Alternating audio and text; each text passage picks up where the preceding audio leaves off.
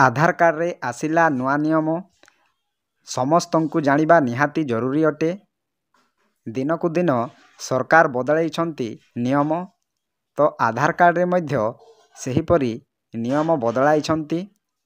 कौन नियम अछि ना, आगरु जेपरि जेकोसी कामरे बा जेकोसी ऑनलाइन रे आधार कार्ड देबाकू पड़ुथिला एवं आधार फोटोकॉपी देबाकू पड़ुथिला। एबे आधार कार्ड रे क्यूआर कोड आसीबो, सही क्यूआर कोड साहाय्य रे समस्त कार्य आपण माने समापन करि पारिबे अति कम समय रे।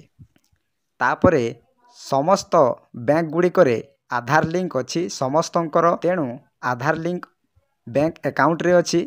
लोक माने बहुत ठकेईर शिकार हेउछंती, तेणु सही ठकेईर शिकार रोकिबा पई सरकार एपरि एक नियम आनिछंती, जहा क्यूआर कोड माध्यम रे सबु किछि डिटेल्स आपण माने निजे जानि पारिबे।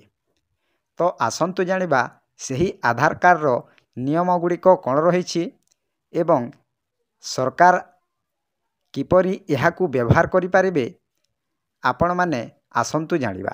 ता पूर्वरु आपण माननकू गोटिए अनुरोध, वीडियो को गोटिए लाइक करंतु एवं मो चैनल को प्रथमे आसीथिले गोटिए सब्सक्राइब करी ऑल नोटिफिकेशन उपरे क्लिक करंतु, फलरे एहिपरि हेल्पफुल नुआ नुआ वीडियो आपण माननक ठारे प्रथमे पहुँचीबो। तेणु डेरी न करी चलंतु वीडियो को स्टार्ट करिबा। लॉन्च हैला नुआ आधार एप्स, आउ केउ स्थान रे देबाकू पड़िबनी फोटोकॉपी। तो आसंतु जानिबा ओडिशा भास्कर चैनल रे प्रकाश पाइछि आज 7:12 AM रे। तो आसंतु जानिबा खबर कौन रही। मोदी सरकार एक नूतन आधार आप लॉन्च करिसंती। एहा सहित व्यवहारकारी को सेमानंकर आधार संपर्कित सूचना जांच करिबा पई कोनोसी फिजिकल कार्ड किंबा फोटोकॉपीर आवश्यकता पड़िबो नाही। एने सूचना देइछंती सूचना एवं प्रजुक्ति विद्या मंत्री अश्विनी वैष्णव। से निजे social media platform X ray एक वीडियो जारी करिसंती। देखंतु आज्ञा, मोदी सरकार एक नूतन आधार एप्स लॉन्च करिसंती, जहा द्वारा व्यवहारकारी को सेमानंकर आधार संपर्कित सूचना जांच करिबा पई कोनोसी फिजिकल कार्ड किंबा फोटोकॉपी देबार आवश्यकता पड़िबो नाही। एने सूचना देइछंती प्रजुक्ति विद्या मंत्री अश्विनी वैष्णव। तापरे एक्स रे प्रकाशित वीडियो दर्शा जाउछि जे एही एप्स माध्यम रे फेस आईडी प्रमाणीकरण संभव हेबो एवं व्यवहारकारी संपत्ति रे तथ्य सुरक्षित भाव रे शेयर करा जिवो। वर्तमान एही एप्स बीटा टेस्टिंग पर्याय रे अछि, जहा आधार जांच को उन्नत करिबा पई कार्य करूछि। एहा व्यवहारकारी गोपनीयता वृद्धि करिबो एवं आधार अपव्यवहार को मध्य रोकिबा पई मध्य कहा जाइछि। देखंतु आज्ञा, एक्स रे प्रकाशित वीडियो दर्शा जाइछि जे एही एप्स माध्यम रे फेस आईडी प्रमाणीकरण संभव एवं व्यवहारकारी संपत्ति रे तथ्य सुरक्षित भावे शेयर करि पारिबो। तो आपण मानकर डाटा को आपण माने सुरक्षित भाव रे शेयर करि पारिबे। कोनोसी लीक हेबार संभावना एठी नाही। तो वर्तमान एही ऐप बीटा टेस्टिंग पर्याय रे अछि, जहा आधार जांच को उन्नत करिबा पई कार्य करूछि। तापरे देखंतु नुआ आधार ऐप रो 10टी फीचर।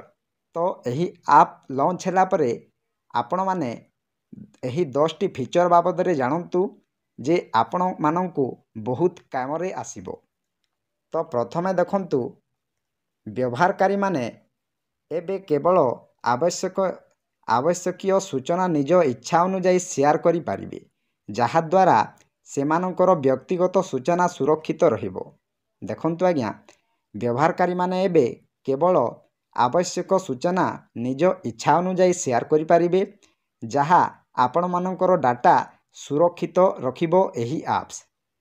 तापरे 2 नंबर रे आसिला, जेपरी यूपीआई पेमेंट रे क्यूआर कोड स्कैन करा जाए, सही परी आधार जांच मध्य एबे समान सहज हेबो। देखंतु आज्ञा, आपण माने जेपरी क्यूआर कोड रे बा यूपीआई पेमेंट रे क्यूआर कोड स्कैन करूछंती, सही परी आधार जांच मध्य एबे सही परी स्कैन करा जिवो एवं अति सहज हेबो एवं अति कम टाइम रे आपण माने डाटा को शेयर करि पारिबे। तापरे आसिला 3 नंबर रे एबे आधार रो फोटोकॉपी किंबा ସ୍କାନ୍ କରିବାର ଆବଶ୍ୟକତା ରହିବ ନାହିଁ। ସବୁକିଛି ଆପ୍ସ ମାଧ୍ୟମରେ ହିଁ କରାଯିବ।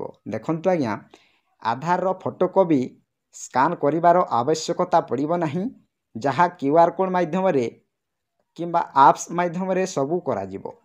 ତାପରେ ଦେଖନ୍ତୁ 4 ନମ୍ବରରେ ଆସିଲା ମୋବାଇଲ ଆପ୍ସରେ ଫେସ୍ ରିକଗ୍ନାଇଜ୍ ମାଧ୍ୟମରେ ଲଗ୍ଇନ୍ ଏବଂ ଯାଞ୍ଚର ସୁବିଧା ଅଛି, ଯାହା ସୁରକ୍ଷାକୁ ଆହୁରି ବୃଦ୍ଧି କରେ। ଦେଖନ୍ତୁ ଆଜ୍ଞା, ମୋବାଇଲ ଆପ୍ସରେ ଫେସ୍ ରିକଗ୍ନାଇଜ୍ ମାଧ୍ୟମରେ ଲଗ୍ଇନ୍ ଏବଂ ଯାଞ୍ଚର ମଧ୍ୟ ସୁବିଧା ଅଛି, ଯାହା ସୁରକ୍ଷାକୁ ଆହୁରି ବୃଦ୍ଧି କରିବ। ତାପରେ ଆସିଲା 5 ନମ୍ବର। ଏବେ ହୋଟେଲ, ଦୋକାନ କିମ୍ବା ଯାତ୍ରା ଚେକପୋଷ୍ଟରେ ଆଧାରର କପି ପ୍ରଦାନ କରିବାର ଆବଶ୍ୟକତା ରହିବ ନାହିଁ। ଦେଖନ୍ତୁ ଆଜ୍ଞା, ଏବେ ହୋଟେଲ, ଦୋକାନ, କୌଣସି ବଜାରରେ ଆଧାରର କପି ପ୍ରଦାନ କରିବାର କୌଣସି ଆବଶ୍ୟକତା ପଡ଼ିବ ନାହିଁ। ତାପରେ ଆସିଲା 6 ନମ୍ବରରେ।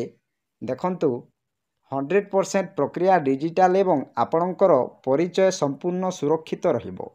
ଦେଖନ୍ତୁ ଆଜ୍ଞା, 100% ସେମାନେ ପ୍ରକ୍ରିୟା ଡିଜିଟାଲ ଏବଂ ଆପଣମାନଙ୍କର ପରିଚୟ ମଧ୍ୟ ସମ୍ପୂର୍ଣ୍ଣ ସୁରକ୍ଷିତ ରହିବ। ତାପରେ ଆସିଲା 7 ନମ୍ବର। ଏହି ଆପ୍ ସାହାଯ୍ୟରେ ଆଧାର କାର୍ଡ଼ ସମ୍ବନ୍ଧୀୟ ତଥ୍ୟର ଅପବ୍ୟବହାର କରିବା କିମ୍ବା ଲିକ୍ ହେବାର ଆଶଙ୍କା ମଧ୍ୟ ହ୍ରାସ ପାଇବ। ଦେଖନ୍ତୁ ଆଜ୍ଞା, ଏହି ଆପ୍ ସାହାଯ୍ୟରେ ଆପଣମାନେ ଆଧାର କାର୍ଡ଼ ସମ୍ବନ୍ଧୀୟ ତଥ୍ୟର ଅପବ୍ୟବହାର କିମ୍ବା ଲିକ୍ ହେବାର କୌଣସି ଆବଶ୍ୟକତା ପଡ଼ିବ ନାହିଁ କିମ୍ବା କୌଣସି ଆଶଙ୍କା ମଧ୍ୟ ହ୍ରାସ ପାଇବ। ତାପରେ ଆସିଲା 8 ନମ୍ବର। ଆଧାର ସୂଚନା ସହିତ କୌଣସି ପ୍ରକାରର ହେରଫେର କିମ୍ବା କୌଣସି ପ୍ରକାରର ଠକେଇ ଏବେ ସମ୍ଭବ ହେବ ନାହିଁ। ଦେଖନ୍ତୁ ଆଜ୍ଞା, ଏହି ଆପ୍ସ ମାଧ୍ୟମରେ ଆପଣମାନଙ୍କର କୌଣସି ଠକେଇର ଶିକାର ହୋଇପାରିବେ ନାହିଁ। ଆପଣମାନେ ଏହି ଆପ୍ ସାହାଯ୍ୟରେ ସୁରକ୍ଷିତ ରହିପାରିବେ।